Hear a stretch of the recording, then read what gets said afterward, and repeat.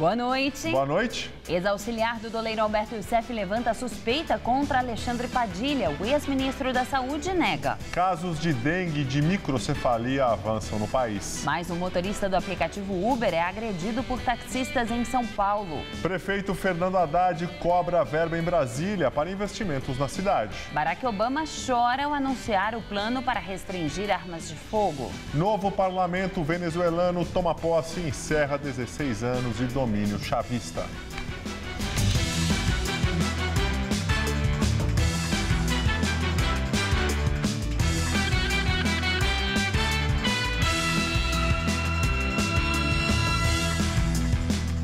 Mais um motorista do Uber é agredido por taxistas aqui em São Paulo. O caso aconteceu na madrugada de domingo na zona oeste da capital, mas a polícia só abriu o inquérito hoje.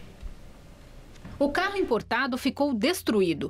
Prejuízo na oficina de R$ 7.000. Maior foi o susto que o motorista do Uber teve ao deixar uma passageira em uma casa noturna na Avenida Francisco Matarazzo, na zona oeste de São Paulo. Encostei o carro para finalizar a corrida para a passageira descer. Foi na hora que avistaram e começaram a vir. Ela fechamos a porta e continuei no do carro. E fomos até o semáforo, em velocidade estável para atravessar. O semáforo fechou e jogaram o carro na minha frente. Começaram a agressão. Com um pedaço de ferro, danificaram o carro com pedra, xingamento, tentando abrir a porta para tirar a passageira de dentro do carro.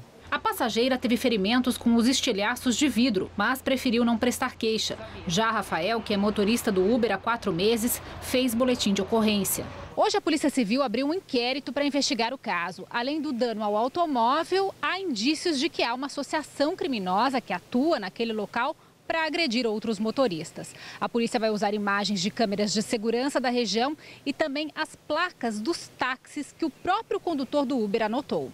Na delegacia, há outros inquéritos de agressões praticadas por taxistas na Avenida Francisco Matarazzo. O ponto já é conhecido dos motoristas do Uber, mas há outros. Em agosto do ano passado, um outro motorista do aplicativo teve seu carro cercado e apedrejado após buscar 2 clientes no bairro do Itaim Bibi. Rafael cobra mais segurança, independente da questão jurídica. A Prefeitura de São Paulo lançou uma consulta pública para regulamentar esse tipo de atividade. A Uber passa para a gente que está querendo se legalizar. Mas a fiscalização, enquanto isso, tem que ter alguma fiscalização em cima. Não, até o prefeito resolver tudo isso, vai ter morte? Em nota, o aplicativo Uber informou que considera inaceitável o uso de violência contra cidadãos que respeitam as leis. Os administradores do aplicativo disseram ainda que motoristas parceiros têm o direito de trabalhar honestamente para ganhar seu sustento, assim como os usuários têm o direito de escolher como querem se mover pela cidade. O Brasil teve quase 3 vezes mais casos de dengue em 2015 que no ano anterior. Segundo o último boletim epidemiológico do Ministério da Saúde, foram mais de 1.500.000 registros da doença. O aumento foi identificado em todas as regiões do país.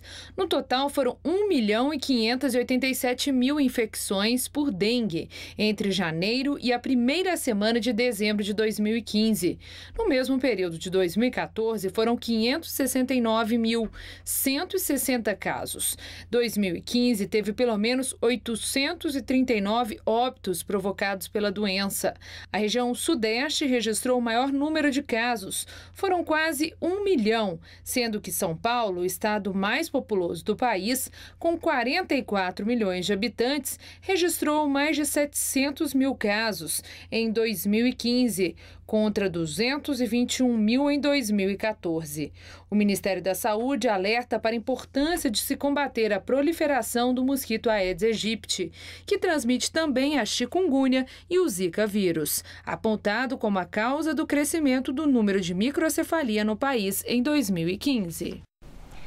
E segundo o Ministério da Saúde, o número de casos de microcefalia já atinge 3.174 registros, um aumento de 6,7% em uma semana. Com o avanço, os casos já atingem 684 cidades em 20 estados e no Distrito Federal. Carlos Alexandre de Souza Rocha, ex-auxiliar do doleiro Alberto Youssef, citou em delação premiada o ex-ministro da Saúde, Alexandre Padilha. Segundo Rocha, em 2013, Youssef lhe disse que Padilha ficaria com uma parte do laboratório Labogen, suspeito de corrupção e lavagem de dinheiro, se a empresa se tornasse fornecedora do ministério. Em sua delação premiada, Youssef afirmou que se reuniu com Padilha para tratar do Labogen, mas não se referiu à possível participação do ministro no laboratório. Em nota, Padilha declarou que não foi encontrado nenhum vínculo dele com irregularidades, mesmo após a investigação da Polícia Federal e da Controladoria Geral da União. O ex-ministro classificou de absurda e irresponsável qualquer tentativa de vincular seu nome ao Labogen. Atualmente, Padilha é secretário municipal da Saúde em São Paulo. O presidente da Câmara dos Deputados, Eduardo Cunha, terá 10 dias a partir de 1º de fevereiro para se defender na ação do Procurador-Geral da República, Rodrigo Janot, que pede seu afastamento do cargo. O prazo foi fixado pelo ministro Teori Zavascki, relator da Operação Lava Jato no STF, e começa a contar após o fim do recesso no Judiciário. A expectativa é que o julgamento no plenário do tribunal só ocorra entre o fim de fevereiro e o início de março. E agora vamos ao comentário de política com José Neumann e Pinto. Na sexta-feira, 1º de janeiro de 2015, do B, eu disse aqui a vocês que eu estava muito aflito em saber por que Teori Zavascki não decidiu logo sobre essa questão. Eu tinha que reconhecer que era preciso dar um prazo de defesa. Ele estava certo e deu esse prazo de defesa de 10 dias. Agora, todos nós aplaudimos a decisão do ministro de dar essa defesa, porque todo cidadão tem direito a se defender. Também esperamos que ele seja breve no julgamento depois de cumprido esse prazo. É claro que não vai ser tão fácil assim encontrar o Eduardo Cunha depois que acabarem as férias do Judiciário. Então, é mais provável que ele seja encontrado quando acabarem as férias do Legislativo. De qualquer maneira, o Brasil fica muito aflito nessa espera, porque Eduardo Cunha é o vilão número 1 e é aquele que tem ajudado a Dilma a se recuperar. Graças a uma decisão do Supremo, ela ganhou a batalha contra ele, no caso da instalação da comissão para o impeachment, porque a comissão será formada por indicados dos líderes do partido, como o governo quer, mas vai ter que ser submetida à maioria do plenário. A composição será submetida à maioria do plenário da Câmara. Então, o Eduardo Cunha terá aí mais uma chance de provocar uma batalha direta com Dilma. Ela vai precisar de pelo menos 250 e poucos votos, como tem dito, aliás, o novo porta-voz da Dilma, Jacques Wagner, que tem falado muito e feito muita autocrítica para desespero do PT. Quando o ministro Teori Zavascki decidir se afasta ou não o Cunha da presidência da Câmara, nós teremos então um alívio desse travamento das coisas, mas não a solução dos problemas, porque vamos convir que Eduardo Cunha pode ter sido um problema muito grande para Dilma e uma pessoa que tem que responder à justiça, mas não é assim, um grande problema para o cidadão que está sofrendo com desemprego, com fechamento de empresas, etc. No entanto, o importante é que a lei seja cumprida e o direito de defesa tem que ser respeitado, tá certo? Eu volto na quinta-feira, direto ao assunto. Até lá. O presidente da Câmara, Eduardo Cunha, negou hoje mais um pedido de impeachment do vice-presidente da República, Michel Temer. O advogado mineiro Mariel Marley Marra acusou Temer de crime de responsabilidade por supostamente ter atentado contra a lei orçamentária ao assinar, no ano passado, 4 decretos autorizando a abertura de crédito suplementar. Atos semelhantes motivaram a deflagração do processo de impeachment da presidente Dilma Rousseff. Os argumentos para arquivar o caso ainda não foram divulgados. Lu Alckmin, mulher do governador de São Paulo, Geraldo Alckmin, do PSDB, usou os aviões e helicópteros do governo mais do que todos os 25 secretários de governo juntos. A informação foi publicada hoje pela Folha de São Paulo. A mulher do governador tucano fez 132 viagens desde 2011, usando helicópteros e aviões do estado. O governador também emprestou as aeronaves a pessoas de fora do governo, entre elas o presidente de seu partido, o PSDB, o senador Aécio Neves, e o senador do PT, Delcídio do Amaral, preso preventivamente na Operação Lava Jato. O Palácio dos Bandeirantes, em nota, afirmou que apenas 10% dos deslocamentos da mulher do governador foram feitos em aeronaves. A nota diz que Lu Alckmin, como presidente do Fundo de Solidariedade, desenvolve amplo trabalho voluntário com agenda transparente. O governo tucano não explicou os voos de Aécio Neves e de Delcídio do Amaral. A prainha do Riacho Grande, que recebe água da represa Billings, está imprópria para o banho. A praia, que fica em São Bernardo do Campo, recebe nos finais de semana até 4.000 pessoas. Só que, de acordo com o último boletim divulgado pela CETESB, foi encontrada uma bactéria que pode provocar infecção urinária, meningite, entre outras doenças. De férias e em pleno verão, a Dona Maria resolveu trazer a família para curtir um dia de sol aqui na prainha de Riacho Grande. É um ponto bastante movimentado da represa Billings para se refrescar e praticar esportes aquáticos. E o melhor, por ficar na região metropolitana de São Paulo, não precisa pagar pedágio. É um jeito de aproveitar a água sem ir para a praia.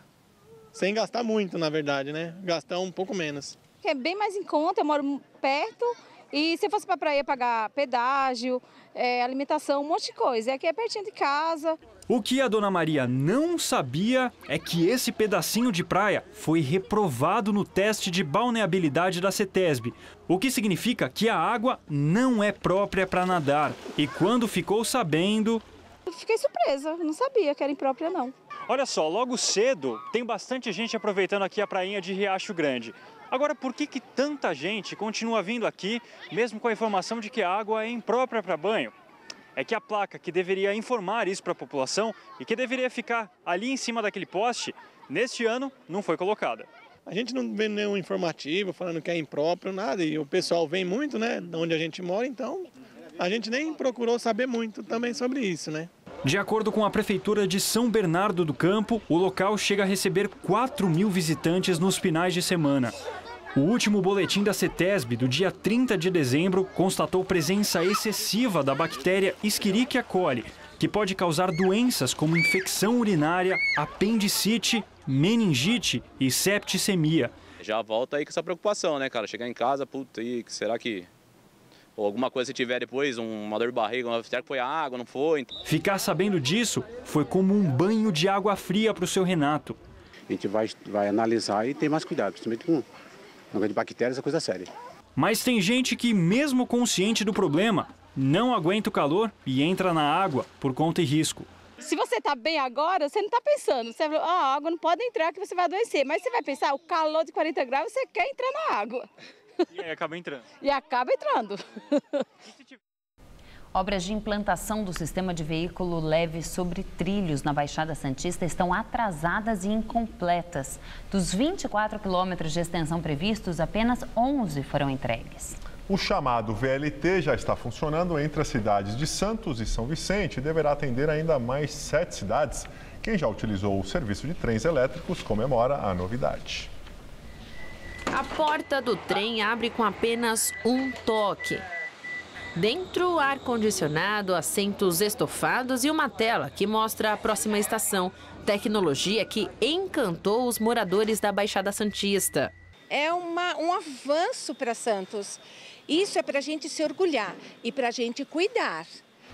Mas o projeto ainda não está completo. O veículo leve sobre trilhos, de responsabilidade do governo do estado de São Paulo, começou a ser construído em 2013. No papel, 24 quilômetros de trilhos vão ligar 9 cidades do litoral sul. Até o momento, apenas Santos e São Vicente receberam 11 quilômetros entregues à população em operações de testes. Além do mais, a primeira fase de obras na Baixada Santista está atrasada, já que o projeto inicial previa 11 estações que seriam entregues em junho do ano passado. Um dos motivos para o atraso na obra foi o traçado da linha que foi alterado. A Justiça chegou a bloquear as obras por 3 meses por possíveis danos ambientais. Isso porque o VLT iria passar pela antiga linha férrea da CPTM em apenas um sentido. Alguns trechos ainda podem ser vistos como este aqui. mas houve alteração aqui para o canteiro central. E agora, os trilhos seguem em 2 sentidos. Outro atraso foi o aumento do número de estações. Ao invés de 11, serão 15 até julho deste ano. Por enquanto, apenas 10 estão funcionando, entre Terminal Barreiros, em São Vicente, e Pinheiro Machado, em Santos. Investimento público-privado de 917 milhões de reais, 22 milhões a mais do estimado inicialmente. Moro em São Vicente, na área continental, e ele não chega até lá. Espero que tenha o conforto que nós não temos no ônibus, né? E estou torcendo para chegar lá, não sei quando, mas...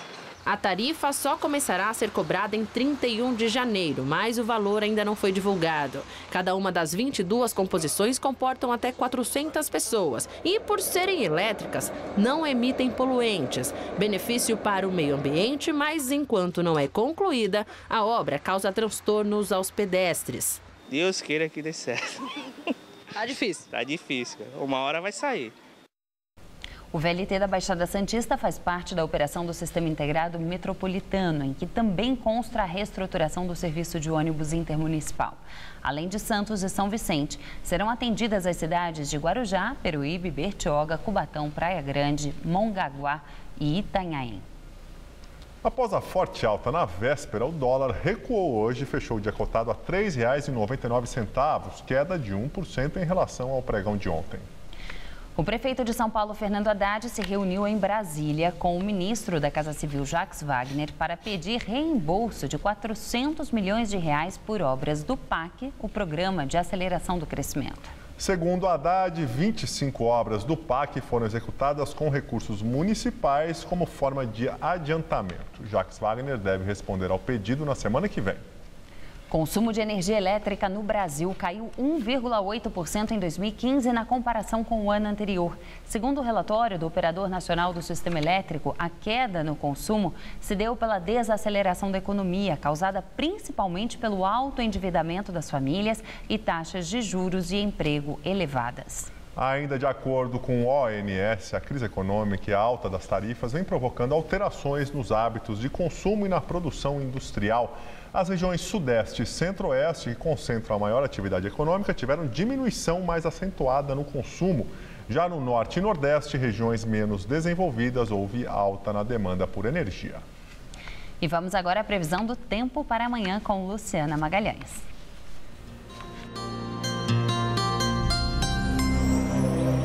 Uma massa de ar seco mantém o tempo firme amanhã em boa parte de São Paulo.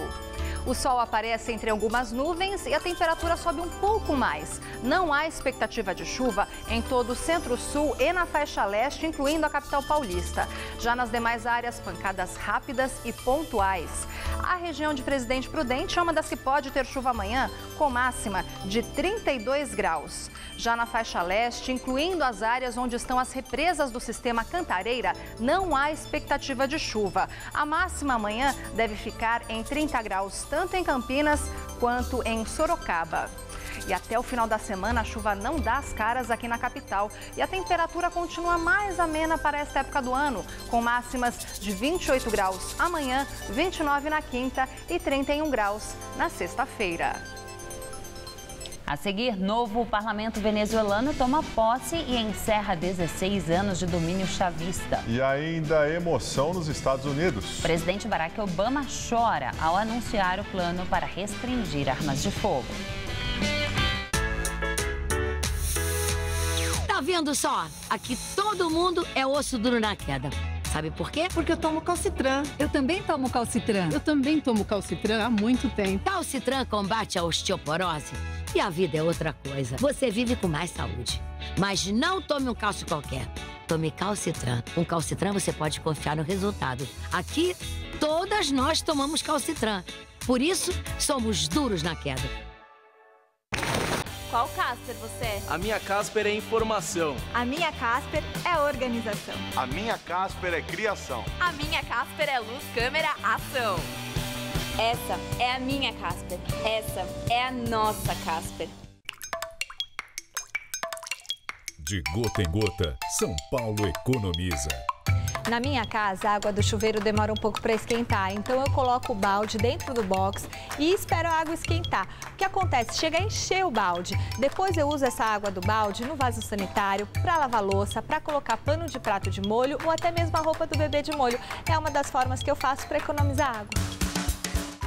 A Michele está fazendo a parte dela. Vamos economizar juntos?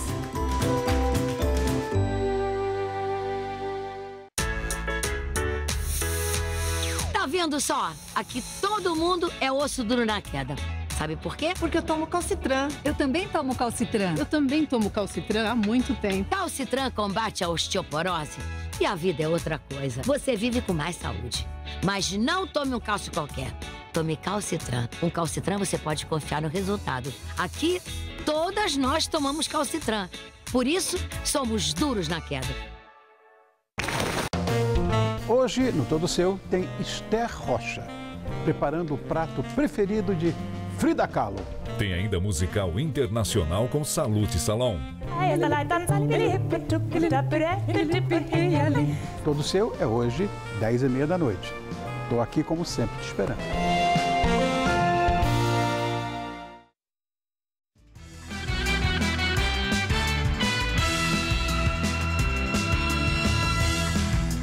Presidente americano Barack Obama anuncia plano para restringir armas de fogo. A iniciativa tem como objetivo dificultar a venda para pessoas com antecedentes criminais ou doenças mentais. Durante o discurso, o presidente se emocionou. Obama estava cercado de familiares de vítimas de armas e foi às lágrimas ao lembrar de crianças mortas em tiroteios. O presidente disse que é preciso um sentido de urgência sobre o assunto. A série de medidas inclui o aumento do controle de antecedentes dos compradores e dos vendedores de armas em lojas físicas e também por internet. Devem ser contratados mais funcionários para a Agência Federal de Drogas, Tabaco e Armas. Obama também quer um fundo para tratamento de pessoas com problemas mentais. O presidente americano recorre a atos executivos para tentar contornar a oposição no Congresso sobre o controle de venda de armas. Cerca de 300 milhões delas circulam nos Estados Unidos. No ano passado, 13 mil pessoas morreram no país por causa das armas de fogo. Na Venezuela, a nova Assembleia Nacional tomou posse em meio a tumultos. Grupos de manifestantes se concentraram ao redor do prédio da Assembleia. A cerimônia de posse atrasou 1 hora. O deputado que presidiu a sessão disse que não havia credenciais para 4 deputados, sendo 3 da oposição. A Suprema Corte determinou que eles não podem assumir porque enfrentam contestações na Justiça. Alguns deputados chavistas chamaram o novo presidente da Assembleia, Henry Ramos Alup, de traidor do povo. Esta é a primeira vez em 16 anos que o chavismo não tem maioria na casa. Alup prometeu que controlará o legislativo, vai recuperar sua autonomia, estimulará uma anistia para presos políticos e uma mudança de governo. Foram eleitos 167 deputados, 112 são opositores. Antes da posse, o presidente Nicolás Maduro retirou do parlamento poderes sobre o Banco Central. O decreto dá ao Poder Executivo o direito exclusivo de nomear o presidente e os diretores do banco. E o Itamaraty emitiu nota horas antes da posse, saudando o parlamento venezuelano e defendendo o respeito à nova Assembleia. No texto, o Ministério das Relações Exteriores do Brasil disse que deve ser plenamente respeitada a vontade soberana do povo venezuelano, expressada de forma livre e democrática nas urnas. A Grã-Bretanha acredita ter identificado o homem que discursa no mais recente vídeo de execuções do Estado Islâmico. O homem que dirige a execução de 5 pessoas seria o britânico Siddhartha Dar, de 32 anos, pai de 4 filhos e ex-morador de Londres. Também chamado de Abu Rumaizar, é um dos militantes islâmicos mais conhecidos da Grã-Bretanha. Ele era hindu, se converteu ao islamismo e fugiu para a Síria em 2014, quando estava em liberdade sob fiança, depois de acusado de pertencer a um grupo proibido e de incitar o terrorismo.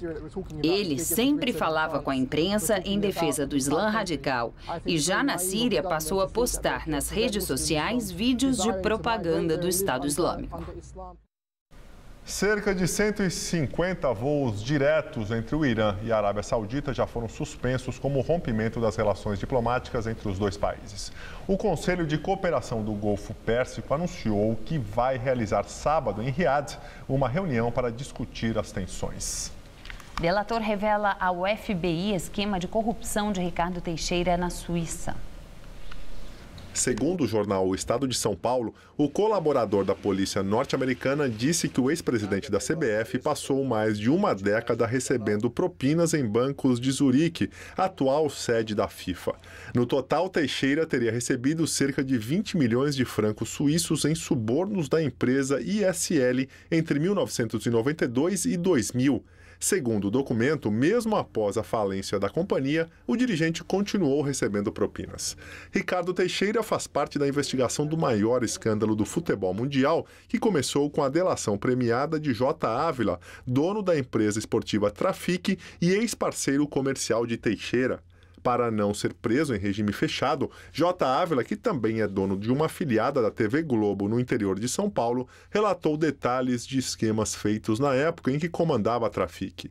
Segundo documentos obtidos pelo jornal O Estado de São Paulo, uma empresa de fachada de Ávila teria abastecido as contas de Ricardo Teixeira na Suíça. E o presidente licenciado da CBF, Marco Polo Del Nero, reassumiu hoje o cargo. Em dezembro do ano passado, Del Nero foi indiciado pela Justiça americana, acusado de fazer parte de um esquema de recebimento de propina no futebol. E no mesmo dia, nomeou o deputado federal Marcos Vicente, do PP do Espírito Santo, para a presidência da CBF. Em um vídeo publicado no site da entidade, Vicente disse que cumpriu a sua missão e vai cuidar de seu mandato em Brasília. Del Nero deve passar novamente o comando da CBF já nos próximos dias. O escolhido da vez será o coronel Antônio Carlos Nunes, eleito recentemente vice da entidade. E a FIFA pediu prorrogação do afastamento do secretário-geral Jerome Valcke. Valcke está afastado para ser investigado desde outubro do ano passado e o prazo inicial de 90 dias se encerra à meia-noite de hoje. Ele foi suspenso junto com o presidente da UEFA, Michel Platini, e Joseph Blatter, então presidente da FIFA. Blatter e Platini já tiveram a punição definida e estão banidos de qualquer atividade ligada ao futebol por 8 anos. O presidente do Comitê de Ética, Cornel Borbelli, divulgou um comunicado em que afirma já ter finalizado o caso de Valcke e que o relatório foi enviado à FIFA. No relatório, ele sugere punição de 9 anos ao francês e pagamento de multa de 100 mil francos suíços por violar o estatuto da entidade. A edição das 10 do Jornal da Gazeta termina aqui. Boa noite. Fique agora com o Ronivaldo Todo Seu. Uma boa noite e até amanhã.